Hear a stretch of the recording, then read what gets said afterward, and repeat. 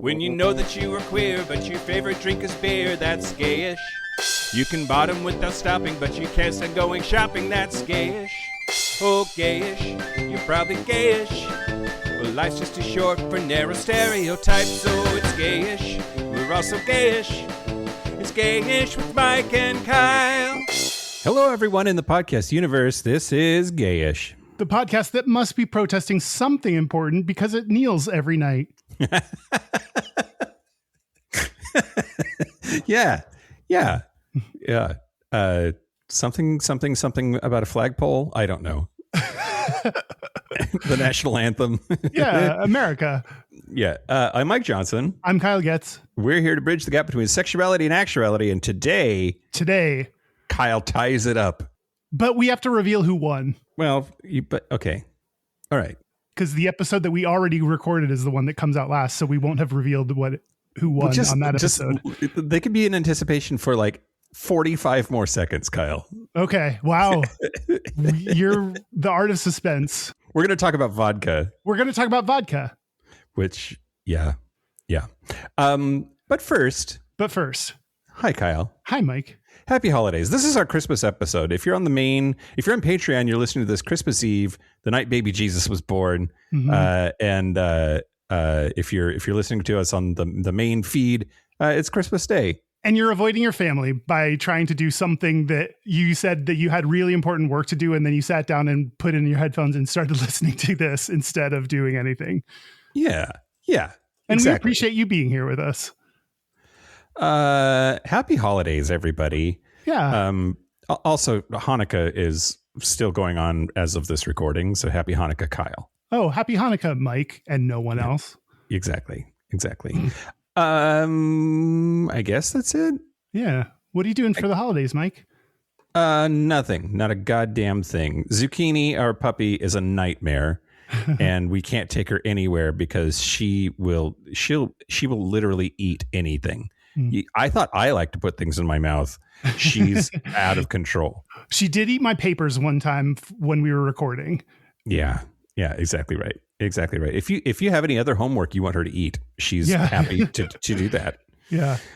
Yeah, and then my basement's still under construction, so not really doing a New Year's party either this year. Just like mellow, game night, super chill. So, but how about you? You're going home, right? I'm going home to Houston for Christmas. I leave tomorrow, and I need to pack, and my washer dryer is gone now. So, I think I'm going to do like I used to do in college and bring home laundry to my parents' place. Make your mom do it. I think I will refuse to let my mom do my laundry now that I'm almost 40 years old. I think I've graduated up to doing my own laundry, even if it's in her home. I disagree. I think that there is a universal truth. Like the universe makes it so. Your mother always owes you laundry.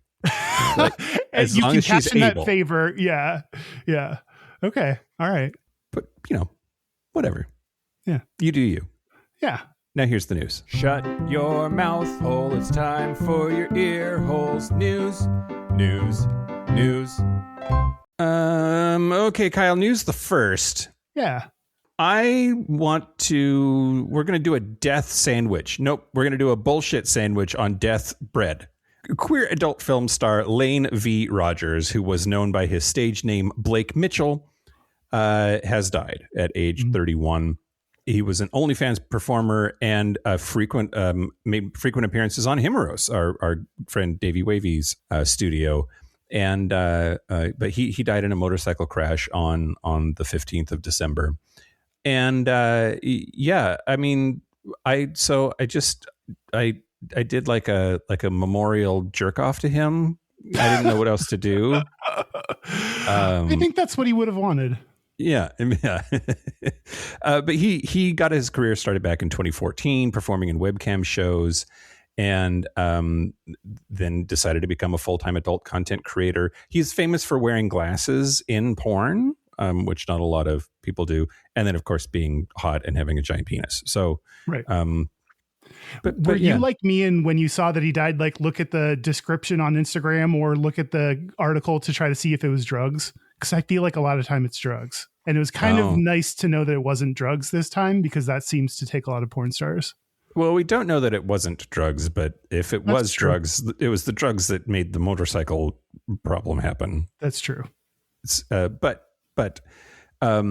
to California Highway Patrol, emergency services responded to a crash between a motorcycle and a box truck just before 4 p.m. on Monday.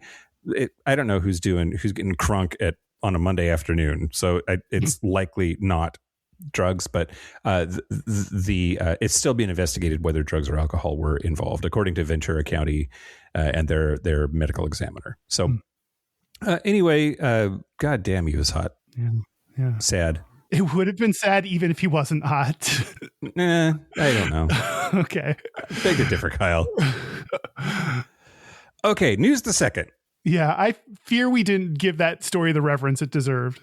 Oh, well, I also feel like, he's a gay porn star. I think that he probably was like self-effacing enough to not need to be like, I don't know, us. We shouldn't be like in mourning or real sad.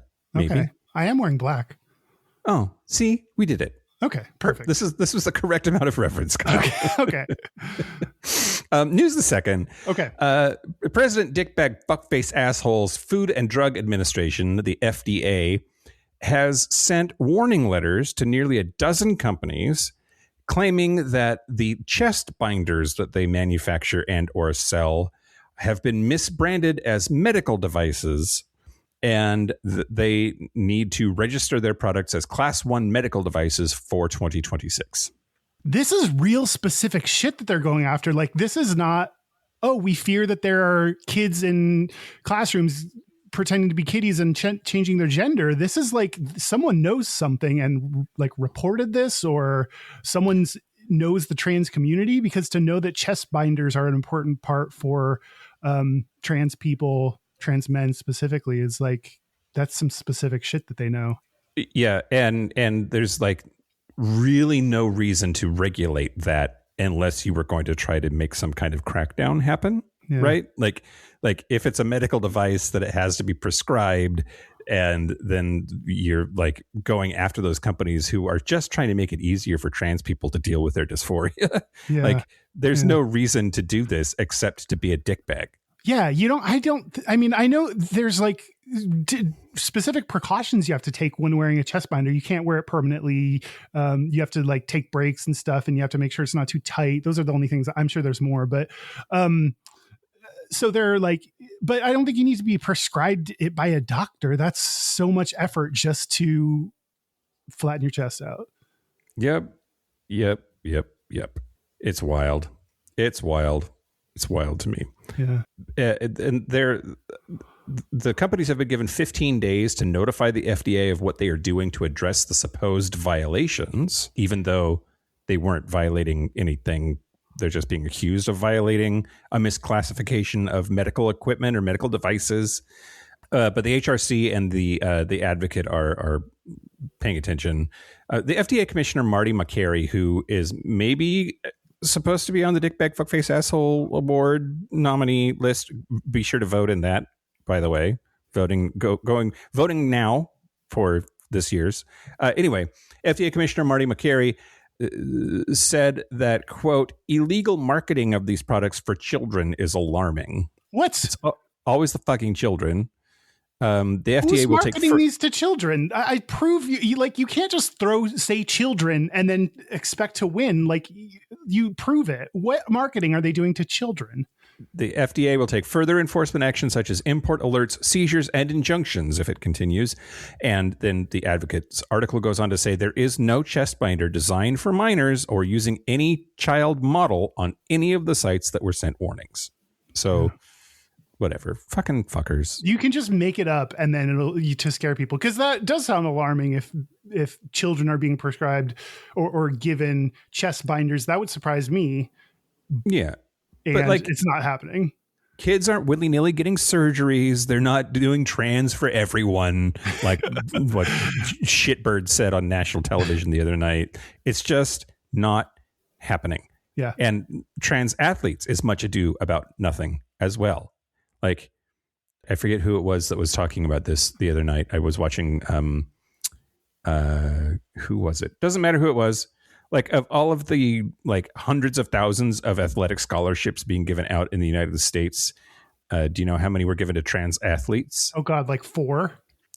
One was what this person was claiming, which it's not happening. Like, you are being like sold bullshit. If like you're just being whipped up into a frothy frenzy over shit that isn't actually happening.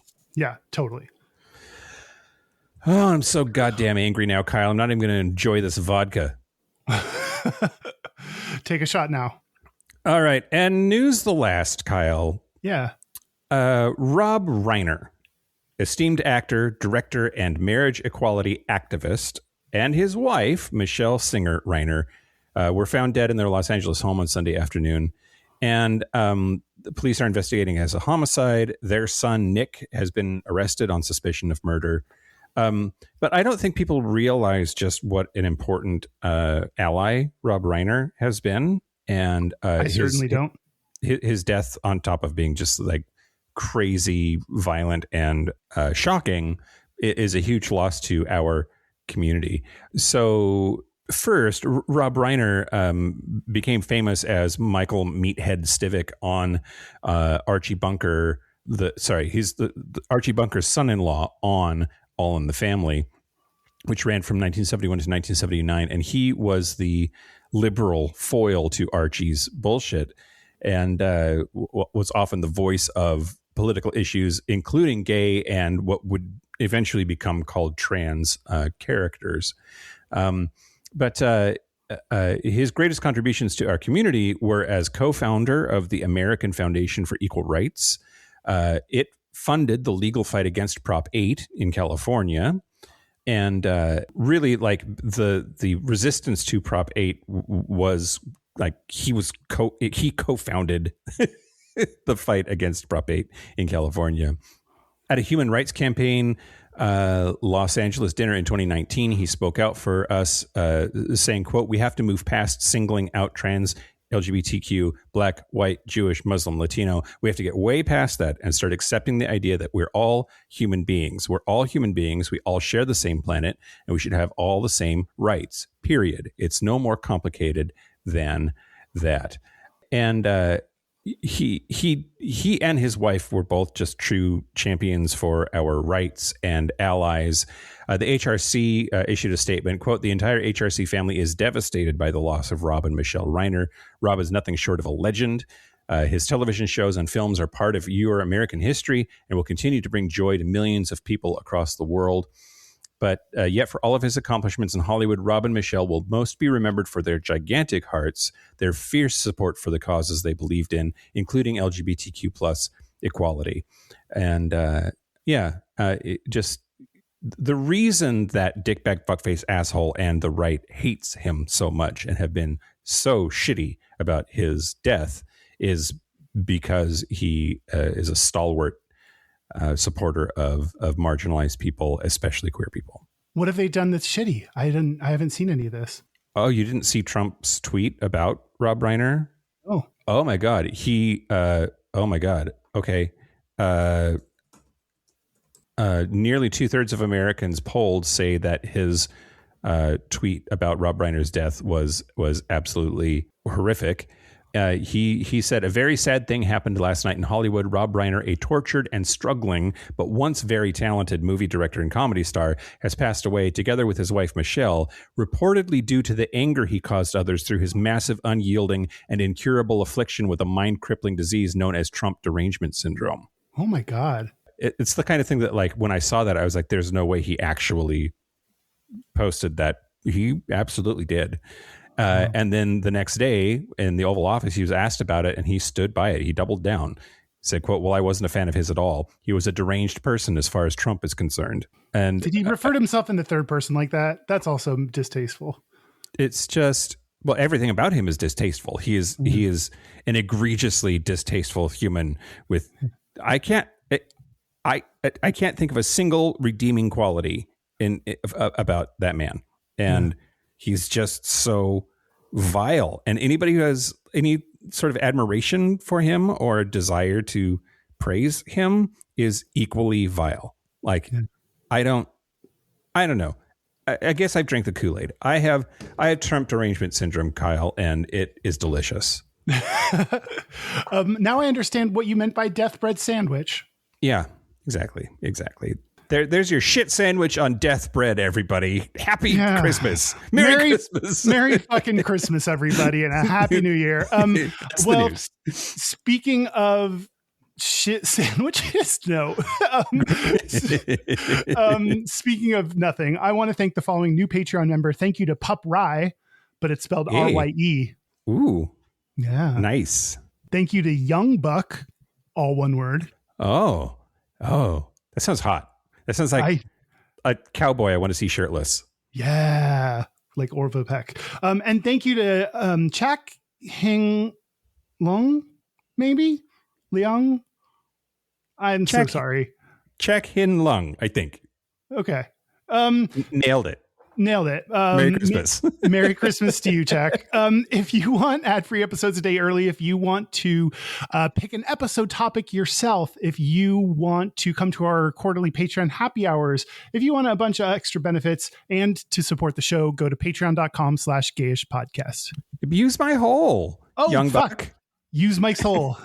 Well, I don't know if Young Buck is at the right level to do that, but if not, you should get at that level. Sometimes I make a little bend in the rules for the right people. Send a picture of yourself shirtless, and if you're hot, Mike will read your 100 words anyway. Yep, exactly right. Do you want to talk about vodka? Let's talk about vodka, Kyle. So, see, we kept them in suspense for more than 45 seconds. They'd wait the whole news cycle. Yeah, I'm sure everyone's on the edge of their seat wondering who won this Losers Month. Well, with vodka, it's 2 and 2. Yep. I had Elton John and I had Popes. Nope, I had Pokemon and I had Popes.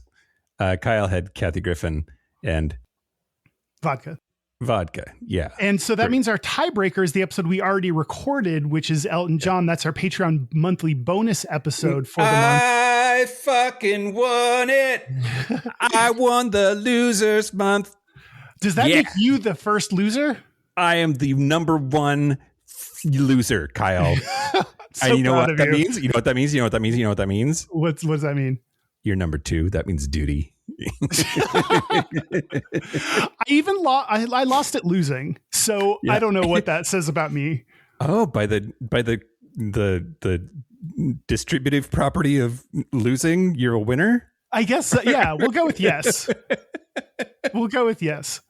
Double negative is a positive, so that means I won. Fuck, help us. Yeah. Well, good work, Mike. Way to be able to pick things that people don't want, but then do want. Yep, exactly. So do you want to drink about it? Yeah, let's do it. Let's do it. Okay. I actually don't have any vodka in the house because boyfriend can't have vodka in the house without drinking it. All right, Kyle, I'm going to talk to you about the history of vodka. Yeah. But first we have to ask the question, and I'm prepared for your full body eye roll. What is vodka? It's the stuff that in the package it says vodka. I don't know what you want me to say. I don't know how it's made. You can tell me that if you want to, but it's clear liquid that you drink and taste like nothing except burning. Mm-hmm. And I know it because the package says vodka on it. Great. You're really on it. I appreciate that. So here's something that blew my mind when I read it.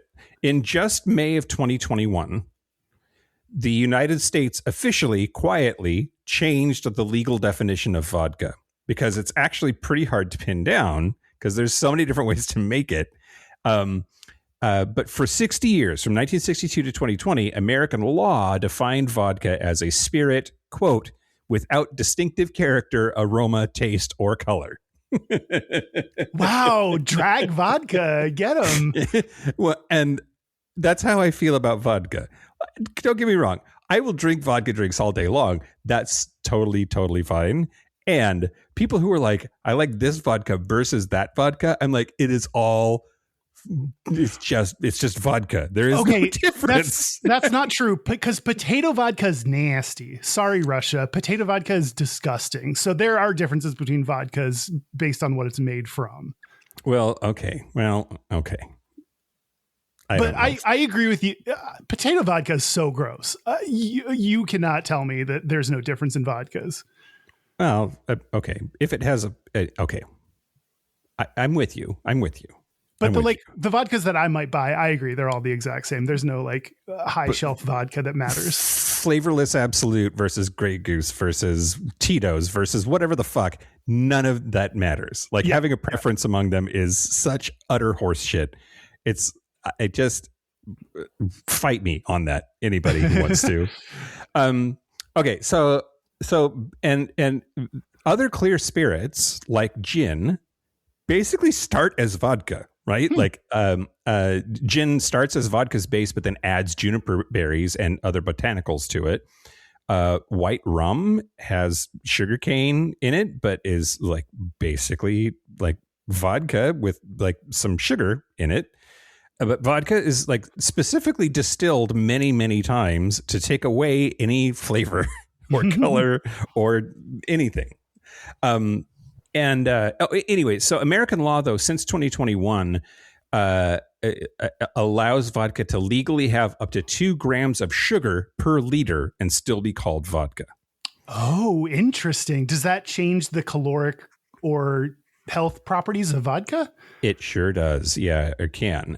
Now, most vodka companies have not taken advantage of that, but many have, just not the brands that you've heard of. But technically, flavorless vodka now does not mean it has to be actually flavorless or have no sweetness to it that's artificially added by sugar.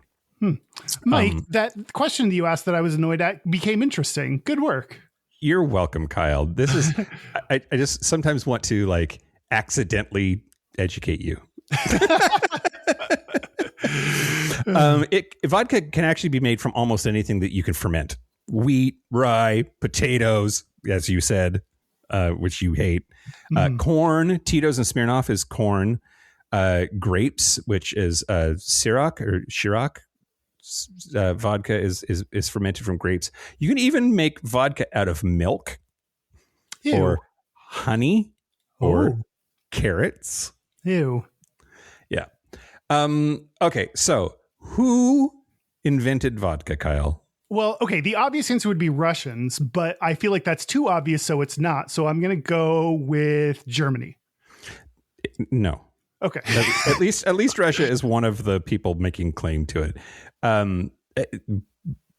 The punchline here is that vodka likely developed simultaneously across what they call the vodka belt region, which is Eastern Europe, through to Russia.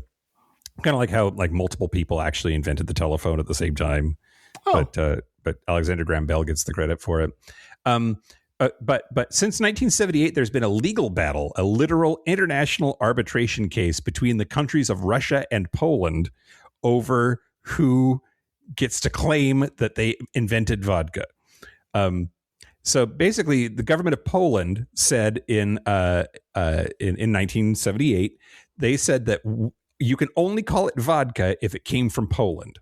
And Russia said, fuck you, we'll call it what we want to. And the dispute remains officially unresolved. But in that case, Poland said that we have the first written mention of Wodka, Wodka, in 1405 in a bunch of court documents. But that referred to medicinal liquid and cosmetics, not to what you would drink or put in cocktails. But by 1580, the city of Poznan, I don't know how to say that, had 498 working distilleries. Now, Russia points to 1386 when Genoese ambassadors brought aquavitae to Moscow and claims a monk named Isidore created the first Russian vodka recipe around 1430 at the Chudov Monastery in the Kremlin. None of that is probably true. It actually just came up again throughout the vodka belt. But it is very, very old. Vodka has been a thing that you could buy and drink since the 15th century. And now, I took a little bit of Russian, Kyle, which comes up on the show from time to time. And the word vodka always means water. Doesn't it mean water?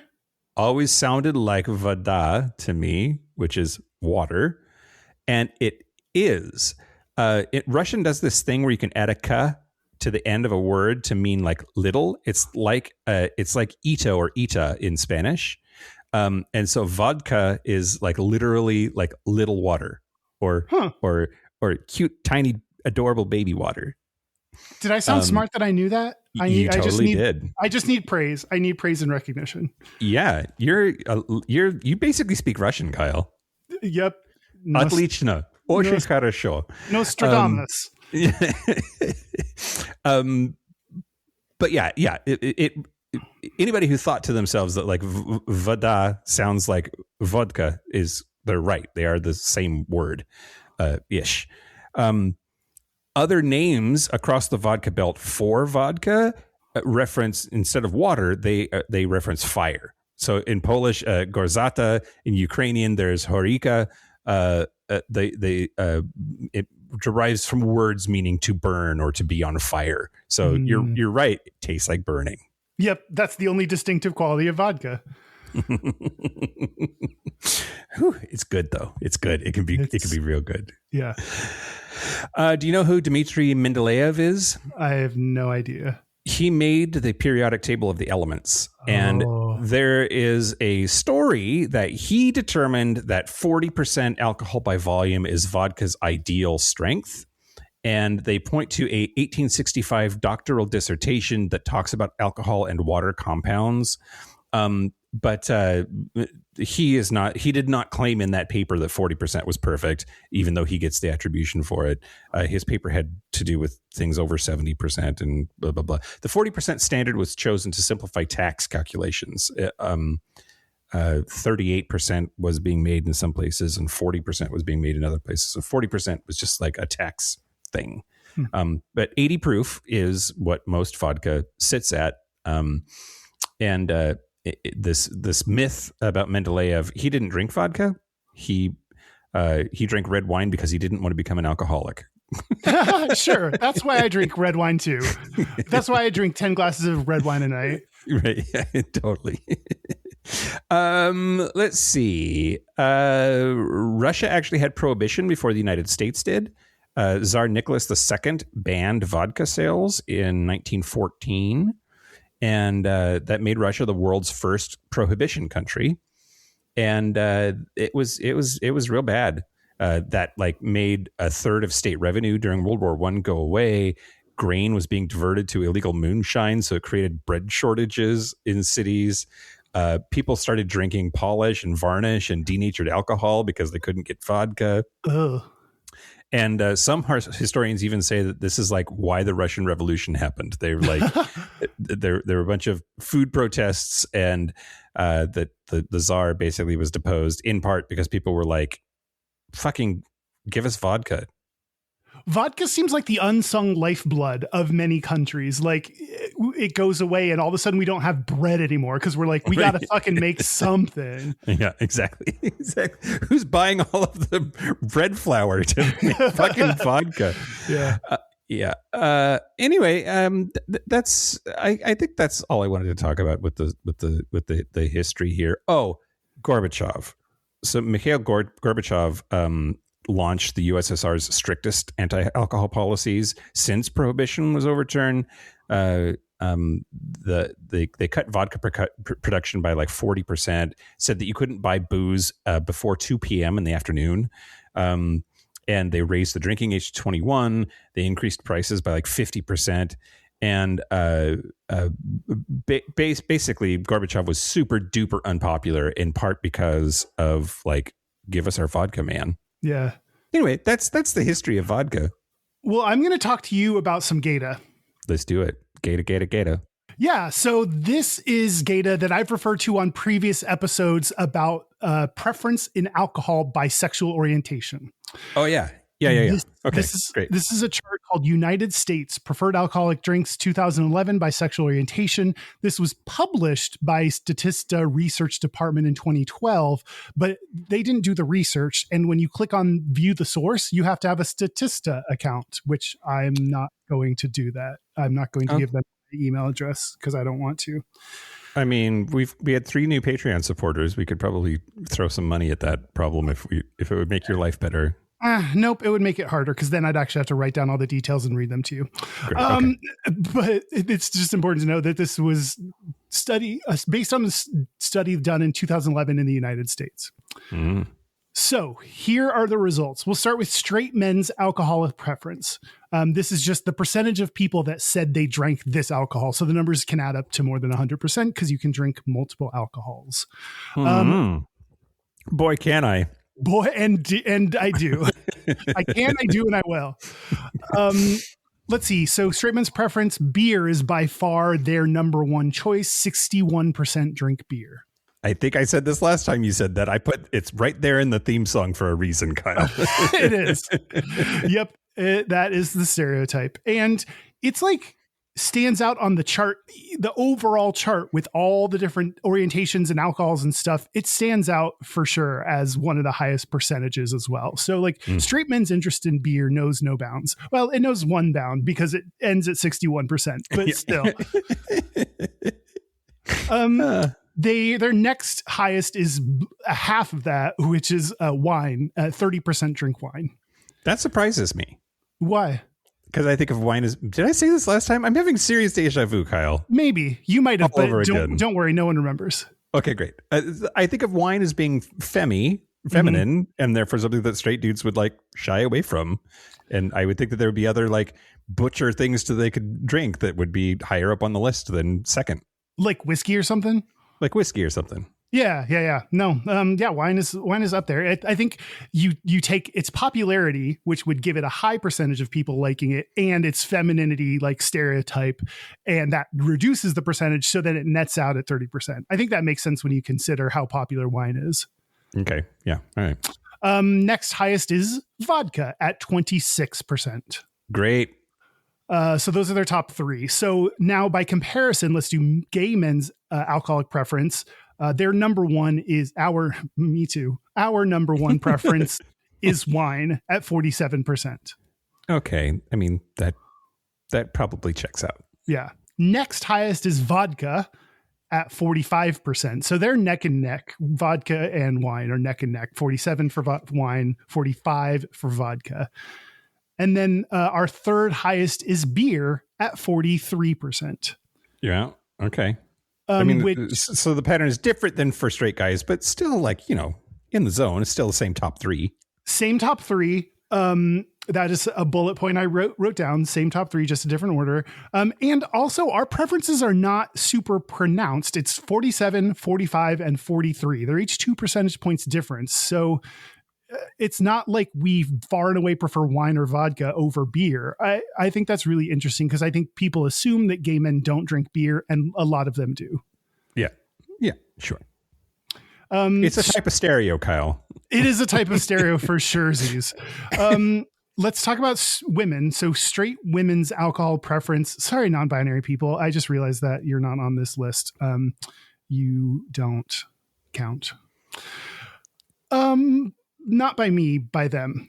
Straight women's alcohol preference, their number one is wine at 39%. Sure. Yeah.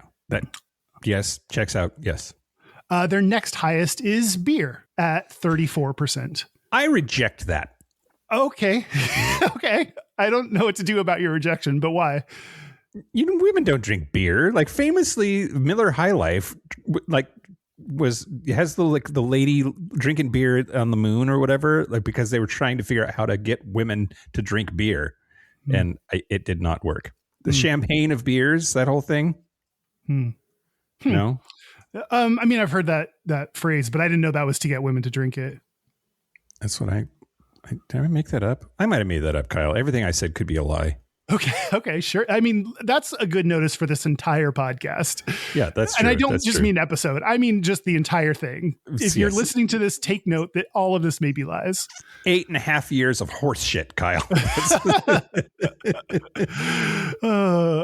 Their third highest alcohol preference is vodka at 25%. Also the same top 3. Also the same top 3, also in a different order. So did whiskey forget to come to the party? Like Whiskey stayed home. Gin stayed home. What else I forget what else is on the list. other things. Other alcoholic drinks. Let's see. And lastly, lesbians' alcohol preference. First is beer at 59%. Yeah, get it, lesbians. So remember, straight men's preference in beer was 61%. So lesbians are just barely behind straight men when it comes to their beer drinking interest. Wine is at 53%, and vodka is at 44%. Okay. Again, we have the same top three. So people like three things: beer, wine, and vodka. And it's interesting because I think of beer and wine as being extremely popular and makes sense that they're in there. I didn't realize how popular vodka was as just a staple drink. And it's interesting when you described how we stopped making bread to make vodka instead. Like it seems like it's more fundamental than I understood it before I started doing this episode. It puts the fun in fundamental anyway. It does, and it puts the dumb in fundamental. And then if we just look at vodka, because it was mixed in there, but to actually compare them head to head, if you go from most interest to least interest in vodka, gay men, 45% drink vodka. That's the highest percentage.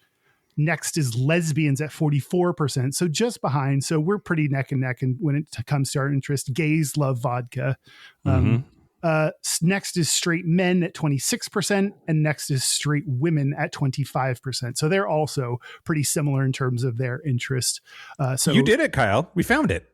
What do you find? We're always trying to figure out how to get the gays and lesbians to agree on something and hang out together. Vodka. It's vodka's vodka. the answer.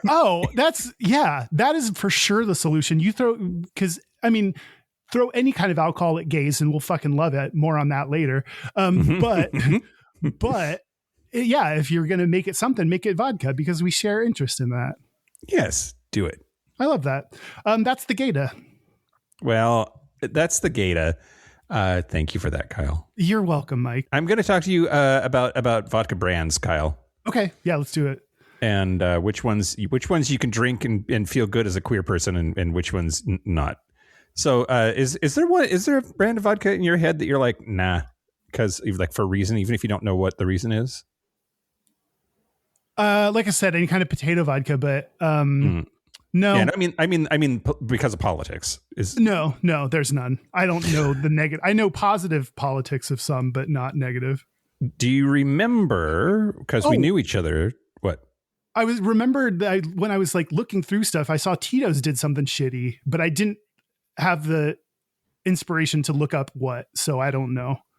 Yeah. Well, there's a boycott against Tito's, but it's not about queer stuff. It's about there was a Humane Society donation that there were gun advocates that were mad about it. And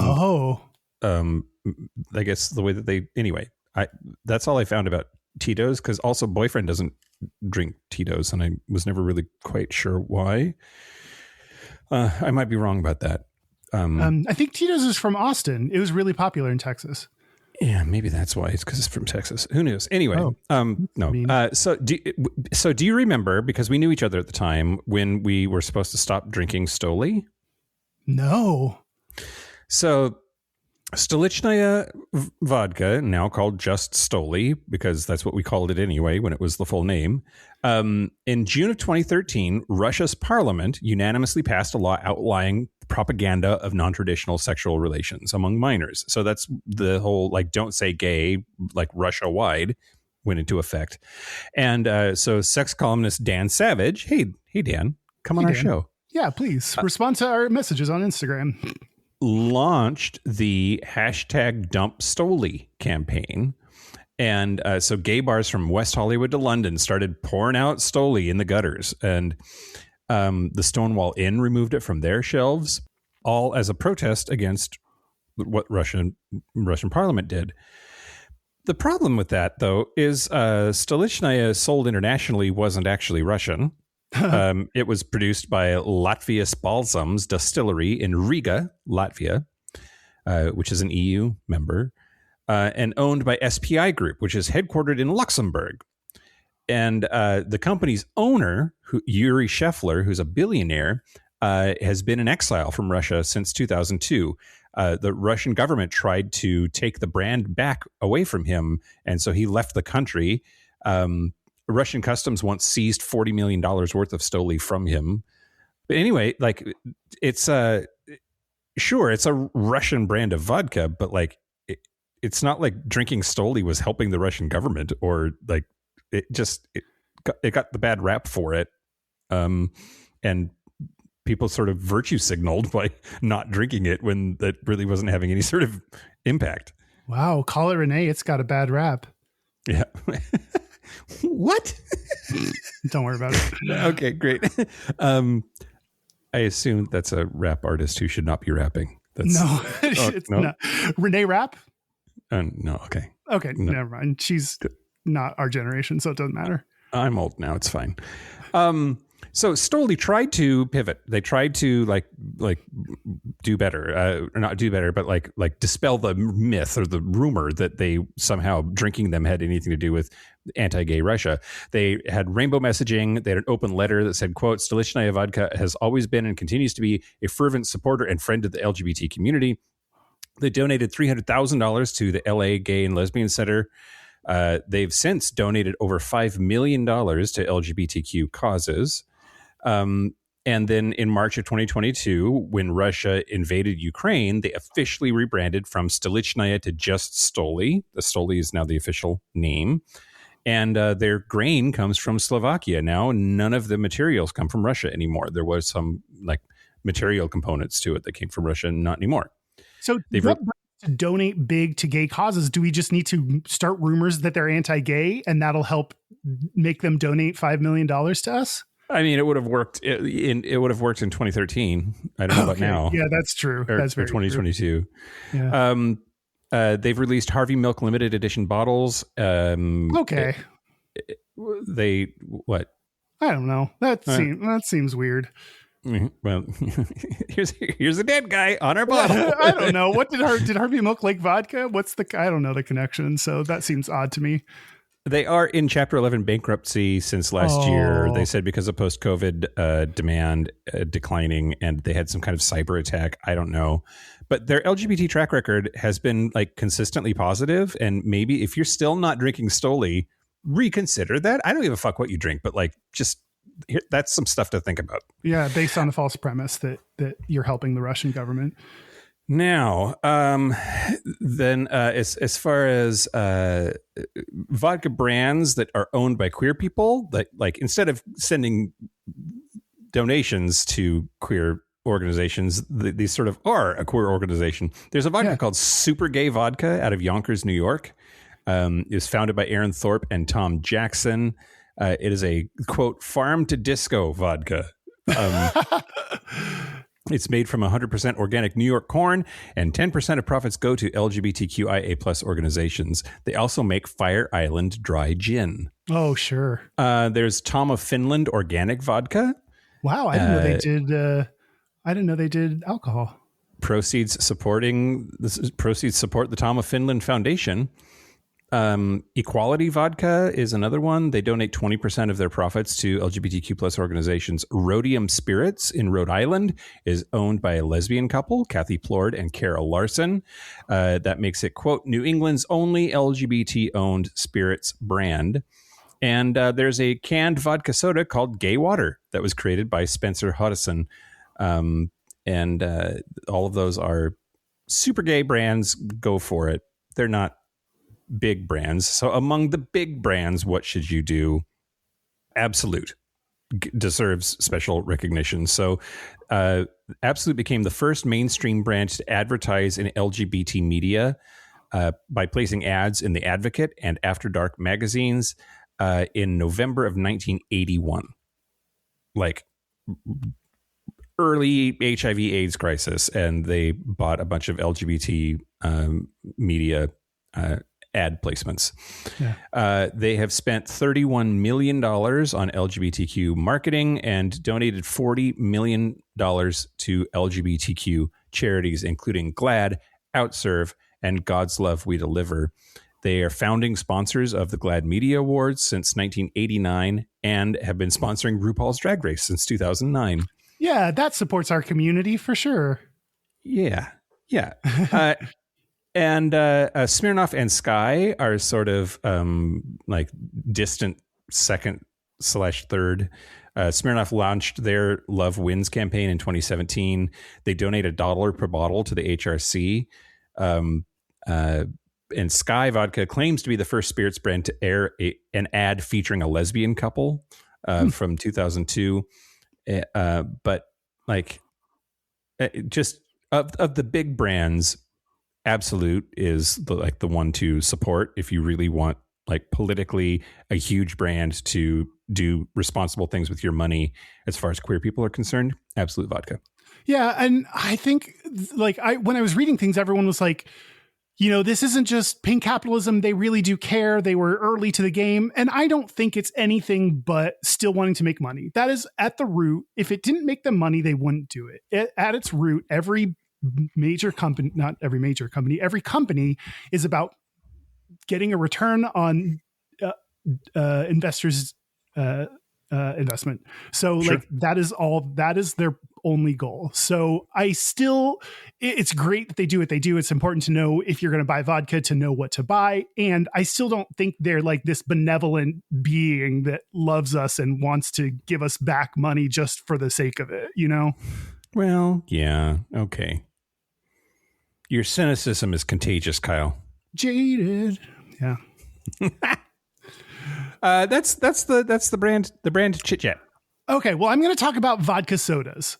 Vodka sodas. Great. Let's talk about vodka sodas. Gay water. Gay water for sure.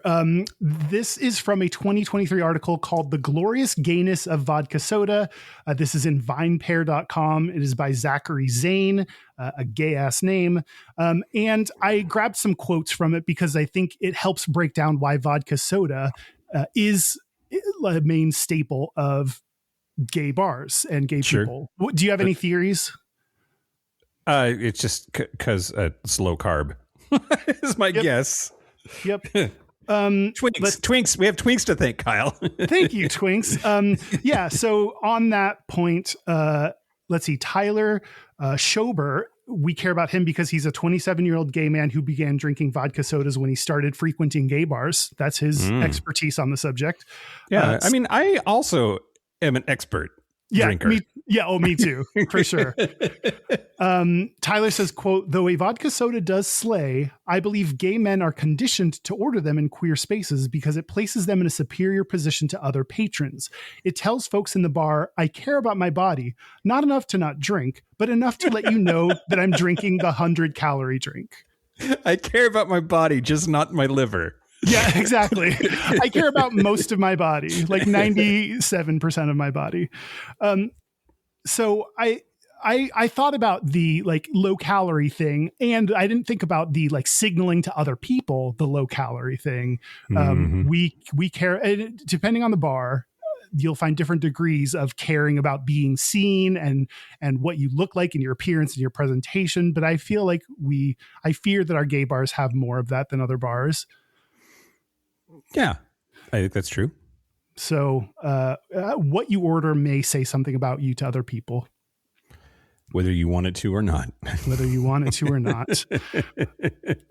Greg Sullivan, who has bartended for 4 years at 3 of New York's most popular gay bars, Pieces, Playhouse, and Hardware Bar, said, quote, I don't think drinking vodka sodas is basic, but some people call it gay water, and I think that is basic. Oh, okay. Who put you in charge of what's basic or not? No talent ass clown. Oh, wow. Coming out hard against Greg. That's my dad's name. Gregory. He also said that, not a quote, but he said that vodka sodas are known as a bottom friendly drink. Yeah, I've heard that too, which I don't think I agree. Wait, why not? Whatever. Like alcohol is not bottom friendly, period. Oh. Right. But like the idea that like vodka doesn't upset your stomach is just utter horseshit. I puked my guts out to vodka before. Like, yeah, I guess it's more about the volume than what it is. Right. Yeah. Okay. Kelly Gorman, who's a bartender at the Rosemont, a popular queer Williamsburg spot, said, quote, vodka sodas are our lifeblood. I mean, might be their actual blood for some people. some patrons, yeah. And so again, this goes to show that vodka is like a fundamental part of not only the like our society, but gay people as well. Let's see, back to Tyler Schober, who we care about because he drinks vodka, said, quote, it's what everyone else does. So following suit means you won't be the odd one out. No one will look at you and think ordering a vodka soda was a poor choice. Oh. Why'd you get rarely? set? It's rarely a poor choice. Yeah. It depends on more on the volume than the what you're ordering. Vodka soda. Yeah. Rarely a poor choice. Yeah. But I think that's why I drink, I hadn't said this, I drink vodka sodas. That's if it's not like cider or wine, if I'm out at a bar, usually I'll start with cider and then move over to vodka sodas. Mm-hmm. So vodka soda is my go-to drink. And I think I just drink it because it's the popular thing. You know, when I was trying to figure out what my drink was, it was one of the popular ones so I think its popularity leads more people to drink it. And that's part of its cycle. It doesn't tell us why it started, like why its roots, you know, why it became that, but I think it fuels itself eventually. Yeah. Yeah. Brant Day, who's 45, who started drinking vodka sodas when his gay friend told him that they have fewer calories than the Long Island iced tea he was drinking. Boy, but that's true. Amen to that. I used to go from... what did I start with? I forget what I started with. I used to like switch over to Long Island's by the end of the night. And boy, that was when I was in my 20s. Yeah, boy, howdy. And also, like, I feel like a Long Island, you don't actually really know what you're going to get. That, like, it's just like they just like pour all of the boozes and hope that the splash of brown makes it correct. It tastes good. I think it's tasty. But it's something that it was like by the end of the night, I'd be like, let's get fucked up. Like, let's just fucking do it. Yeah. Anyway, Brant Day said, quote, honestly, it's a habit at this point. I like that it's quick for the bartender and they're easy for me to make at home. Yeah. So I think the fact that easy for the bartender, I think about that too. When I order, like I want to have my order ready. I want to have my card ready to go. I want to say my drink right away without any frills or pleasantries. Like I think about like, let's keep this line moving. There's people behind me. I want you to make your job easier. So in a crowded ass bar with no room to move around, do not order a fucking mojito, you monster. Yeah, exactly. Be conscious of other people and the time. And yeah, for sure. And Brant Day also said, quote, it still messes you up. So that's another benefit and especially at gay bars where like they're usually doubles, if not more, as the default. Like a gay bar's pour, like a vodka soda will fuck you up. Yeah. Yeah. It's also like impalatable if you go to the wrong. Huh? Really? Like, okay. There are, I won't say names. Okay. There are a couple of gay establishments in Seattle at which I find the cocktails to be undrinkable because of how heavy the pour is. That's why you get the little lime or lemon. No, this is not a little lime or lemon is going to like fix the problem, Kyle. Just a little splish splash of lemon. If I wanted a martini with ice in it, I would have ordered that. What is it like? Martini hold the vermouth is just vodka. Right. Yeah, exactly. Gay bars, boy, we have a problem with alcohol.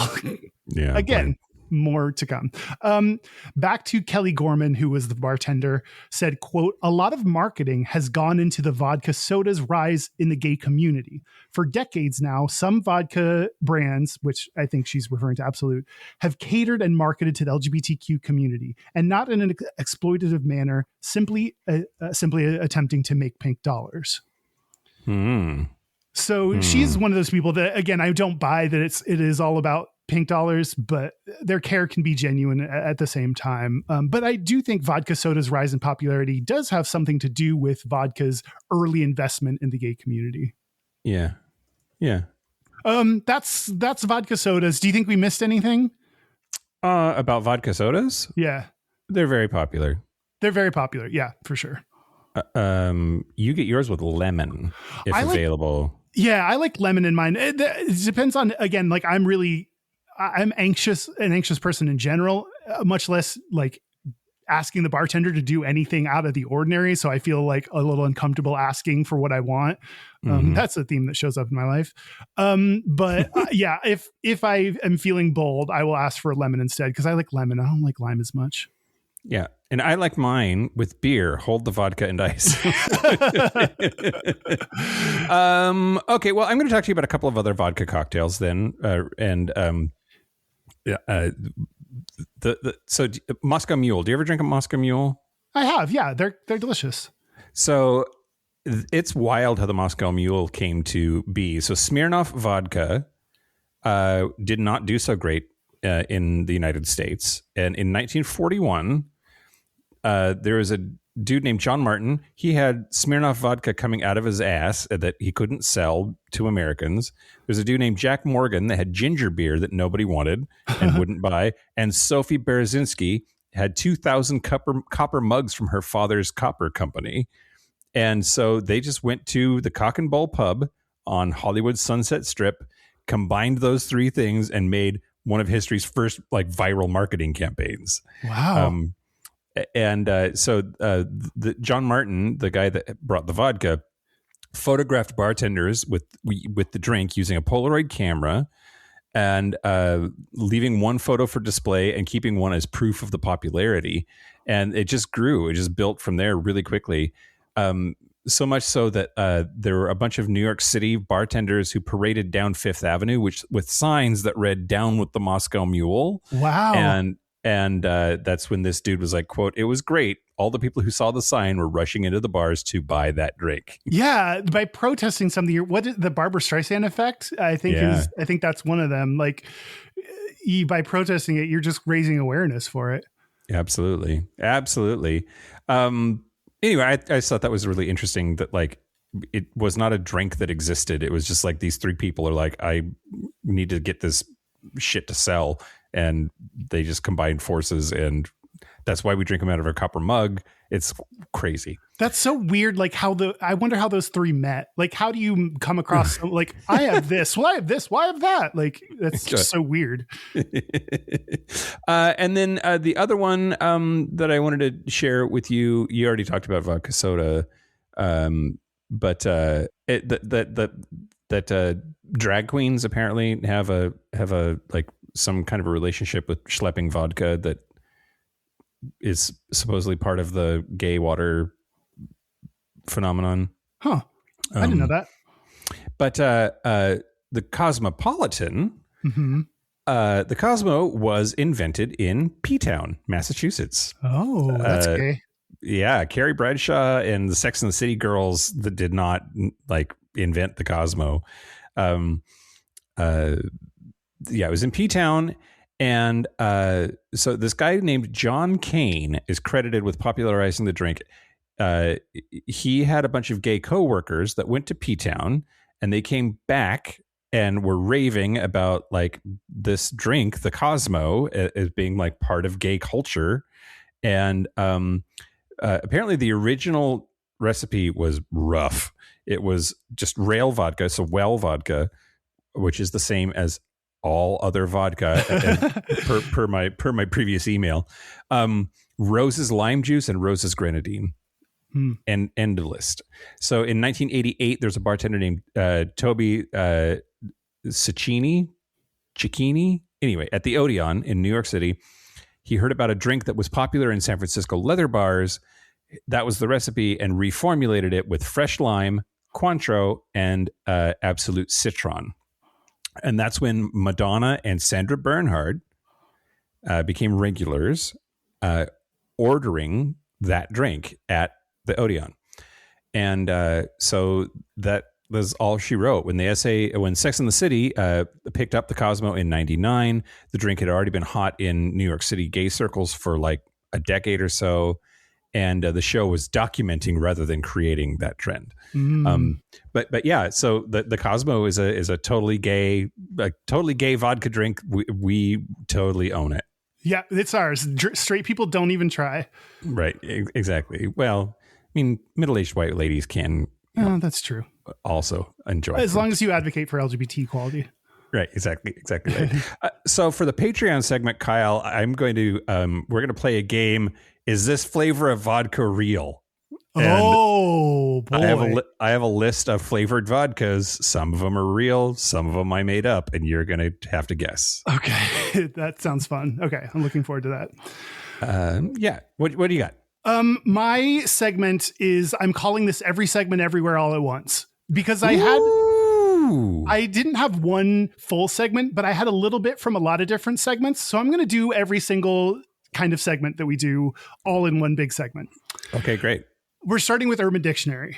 Great. The highest ranking definition of vodka, with 3,961 thumbs ups, is a drink which makes you strong and clever. Sure. So again, I think seeing that vodka its popularity, it is fundamental to our lives, and the fact that that's the highest, there's so many, you could say a lot of shitty things, a lot of jokes about vodka, but the number one definition is something positive about it. On Urban Dictionary, no less. I think that says a lot about it. Mm-hmm. Some more Gayda, because the next segment I did is Gayda, is up to 25% of the general LGBTQ plus community has moderate alcohol dependency.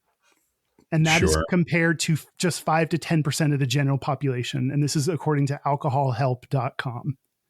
So I think in an episode about vodka, it's important to remember that we have issues with alcohol in the gay community. It's hard to find spaces for gay people that aren't bars, that are not all centered around drinking. And I think that, along with our minority stress issues, contributes to us having higher issues with alcohol. Yep. Be sure to drink responsibly, everybody, and tip your wait staff. Oh, sure. Yeah. I'm going to do a People Also Ask quick one, because I really liked this People Also Ask question. It said, what is the most masculine alcoholic drink? Was one of the Google suggested questions. What do you think, Mike? Jack and Coke. Oh, that's a good one. They had a list of 15. The number one on that list was gin and juice. Oh, no. With my mind on my money and my money on my mind. Precisely. A quick that has to go on the list if it's already on our playlist, Kyle. Oh yeah, for sure. I'll remember to do that for sure. Hey, editing me, it's probably late at night and you put this off, but here we are. Ask Reddit.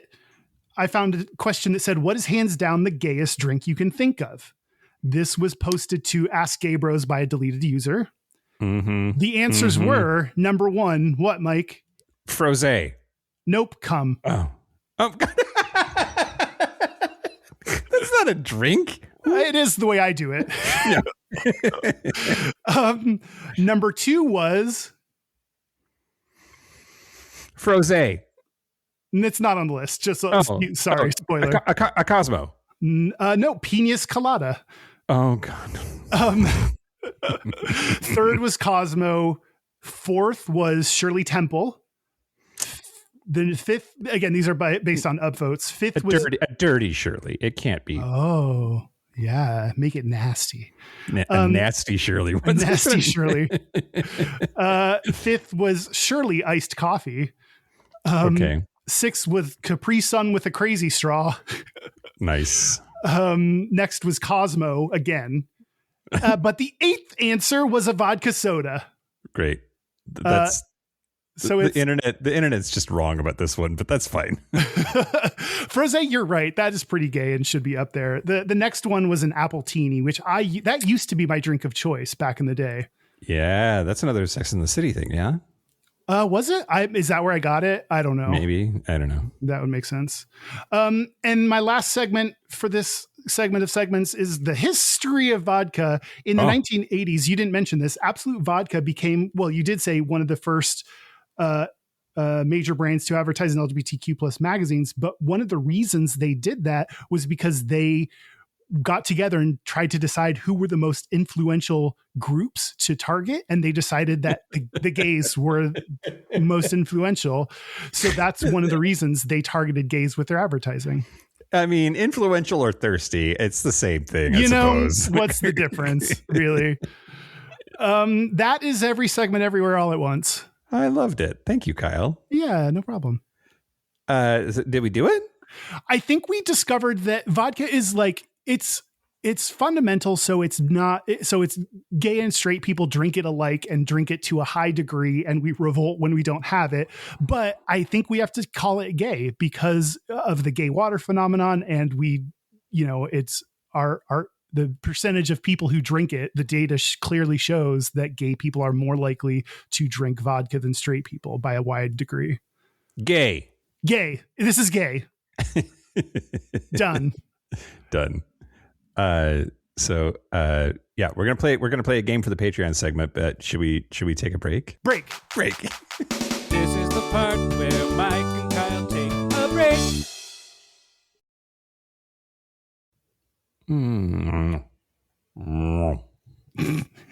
Lightsaber noises? Yep. Are we back? We're back. We're back. We're going to do our Gayest Straightest. We're going to do our Gayest Straightest, but first, our website is gayishpodcast.com. We are on social media at Gayish Podcast. You can find links to our Facebook group or our Discord at gayishpodcast.com/contact. Our hotline, you can send us text messages or leave us voicemails, is 5855-GAYISH. That's 585-542-9474. Standard rates apply. Our email is gayishpodcast@gmail.com. And our physical mailing address is Post Office Box 19882, Seattle, Washington, 98109. And it's Christmas. It's Christmas. Merry Christmas. Merry Christmas. We got a Christmas card. Yeah, we got a card. Derek, who sent it to us? What's it say? This comes from Dan Schreiber. Is there money in it? I hope so. I'm keeping it. It says, Merry Christmas. Mm-hmm. And it says, thank you for the podcast. It was good meeting you guys in DC. Hope you and your families have a gayish holiday. Remember to have your pineapples for your coming to the chimneys. Wink, wink. I don't get it. And may the spirit of Christmas fill your heart and home and holes. Dan. Aw, thanks, Dan. Thanks, Merry Dan. Christmas. And in what is potentially a hint about what is to come, we could hear Derek's dog in the background running around. Yeah. Ooh, can you imagine if we were smart enough to leave little Easter eggs all over the place? We do have a few episodes planned in advance every single week, so we could do that if we really wanted to, but that seems like a lot of work, which I'm against. It seems like a lot of work. Yeah. Thanks, Dan. Yeah. Okay. Oh, dickbag fuckface asshole voting is going on right now. Please vote. Please especially vote. if you're Canadian, because like there's a evil Canadian on there that like people are making a run for it. Yeah. And voting closes on the 27th. Is that right? Yeah, in 2 days. In 2 days. So if you're listening to this on Christmas Day, you have 2 more days to go vote. So make sure you vote, and we will then announce, I guess, early next year, who the winner is. Yeah. Speaking of winners, did we say earlier that I won? Yes. Okay, great. I won. Yeah. Because you were the biggest loser. Yeah. Actually knew that. I just wanted to make sure that I got to say it again. Okay. Is it Gayest Straightest time? Yeah, it's time. Great. I'll go. Go ahead, Kyle. This is my gift to you this Christmas. Oh, thanks. I got you nothing. My gayest is last week I got iced coffee in the middle of the winter. So drinking iced coffee year round is gay. Yeah. Gay. My straightest is I buy stuffed crust frozen pizza on a regular basis. I always have one in my fridge for whatever occasion. Fucking great, Kyle. Yeah. Yes. Yeah.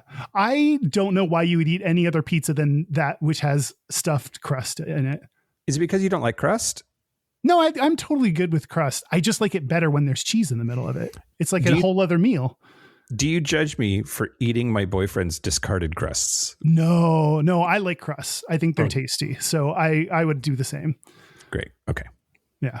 Nailed it. Yeah. What about you? Well, the gayest thing about me this week is watching Heated Rivalry. My goodness. Yeah.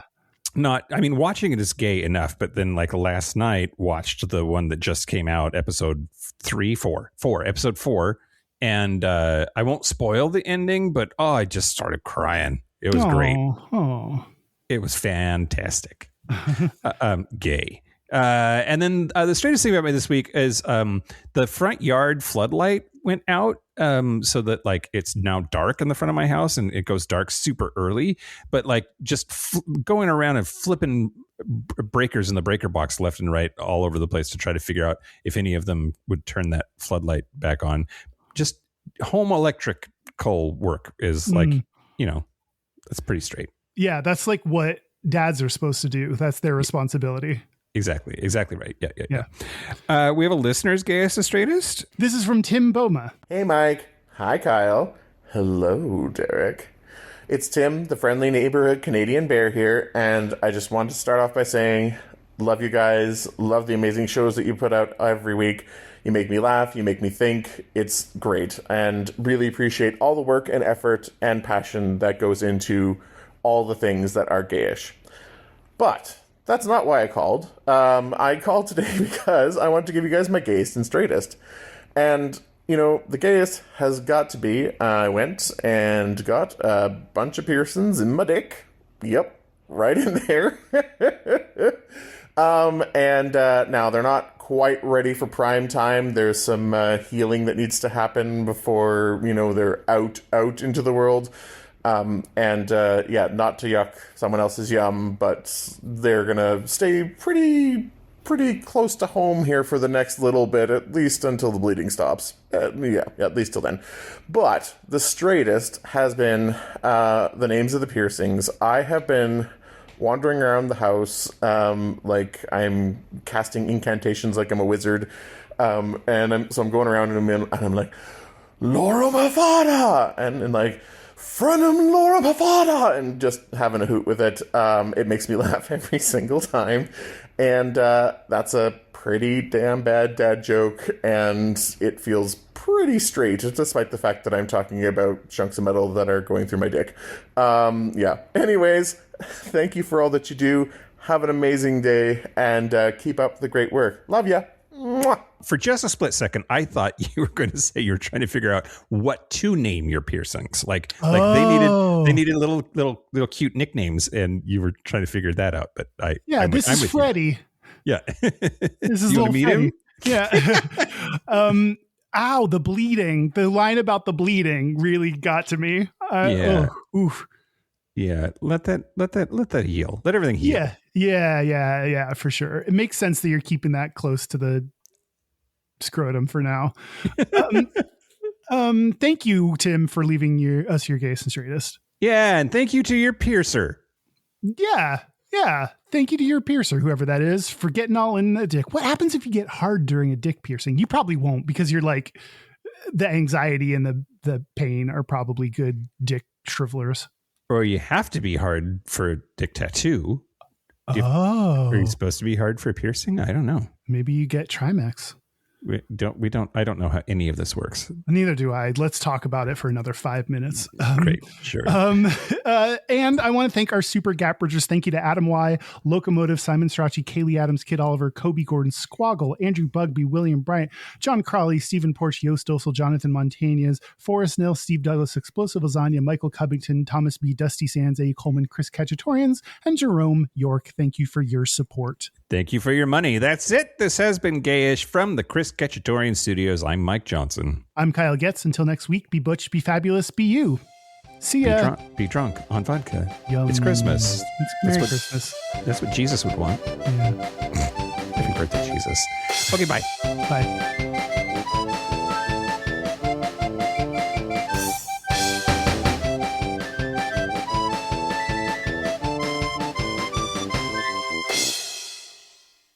My leg is asleep right now, and I don't know how to move. Oh, okay. How can we help you, Kyle? Nothing. Just we can wrap it up. Would vodka help? Always, Mike. Okay, great.